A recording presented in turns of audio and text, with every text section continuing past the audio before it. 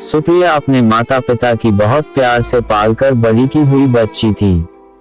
वैसे तो सभी माँ बाप को अपने बच्चे बहुत प्यारे होते हैं, मगर सुप्रिया अपने पापा को जान से भी ज्यादा अजीज थी। सुप्रिया की माँ की भी जान उसमें ही बसती थी। देखने में खूब सुंदर और सारे गुणों से भरी हुई सुप्रिया पढ़ाई लिखाई में भी बहुत आगे थी। उसकी उम्र कब शादी के लायक हो गई पता ही नहीं चला और उसके लिए रिश्ते आने लगे। जल्द ही सुप्रिया एक घर की बहू बन गई। सुप्रिया की शादी सौरभ से हुई। सौरभ के परिवार में उसका भाई, माता पिता ही थे। सौरभ की कोई बहन भी नहीं थी और माता पिता दोनों सरकारी कर्मचारी थे। सुबह होते ही सब निकल जाते थे और घर पर सुप्रिया और उसका देवर रह जाता था।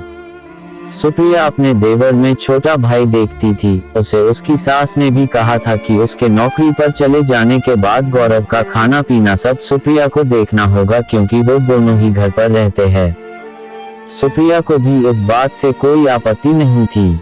सुप्रिया सबको ऑफिस भेजकर गौरव के उठने का इंतजार करती ताकि उसे गर्म खाना दे सके और उसके बाद आखिर में खुद आराम से बैठकर खाती थी।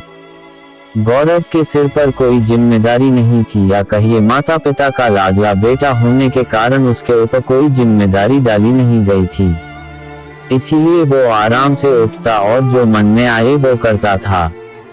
कई बार सुप्रिया को दिक्कत भी होती, क्योंकि गौरव के लेट उठने से उसका काम भी लेट खत्म होता था, मगर नई नई शादी होने के कारण सुप्रिया किसी से कुछ नहीं कहती थी।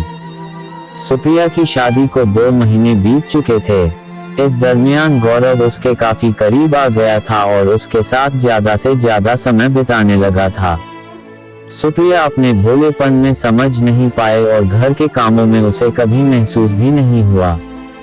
गौरव उसे अपने साथ बाहर खाना खिलाने लेकर जाने को बोलता और सुप्रिया का पति भी उसे मना नहीं करता, क्योंकि गौरव उसका सगा भाई था। गौरव सुप्रिया की हर चीज का ध्यान रखने लगा था और उसके पास आने की कोशिश करने लगा था। वो कभी किसी बहाने तो कभी किसी बहाने सुप्रिया के इर्द गिर्द घूमता रहता था।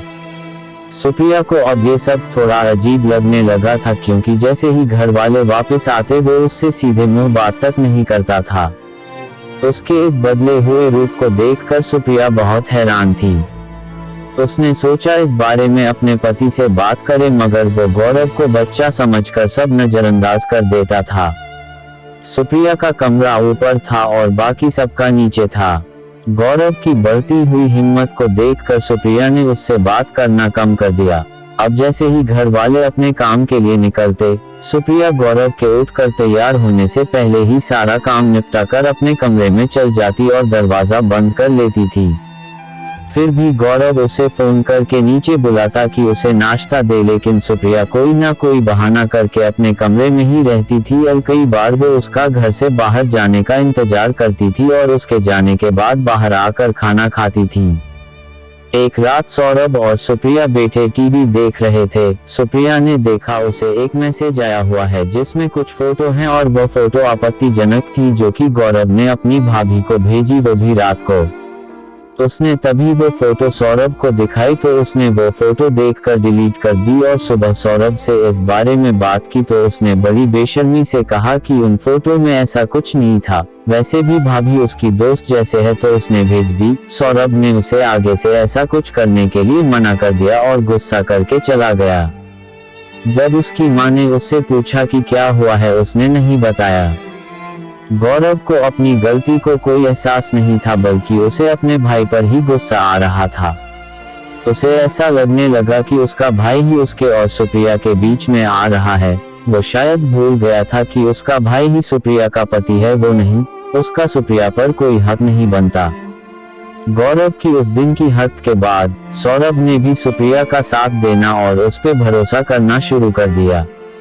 वो जानता था कि अगर ये बात सुप्रिया के घर पहुंचती तो गौरव का वो लोग क्या हाल कर सकते थे। इसीलिए उसने सुप्रिया के लिए एक नौकरी देखनी शुरू की, जिससे उसे गौरव के साथ घर में अकेला ना रहना पड़े। नौकरी तो गौरव को करनी चाहिए थी, मगर वो अपने माता पिता की गलत शह के कारण कुछ भी नहीं करता था। तो दोस्तों, इस कहानी का अगला भाग यानी अंतिम भाग कल आएगा। तो आप हमारे चैनल को जरूर सब्सक्राइब कर लें। और दोस्तों, इस कहानी के लिए जितना से जितना कमेंट जरूर करें। तो मिलते हैं अंतिम भाग में। धन्यवाद दोस्तों।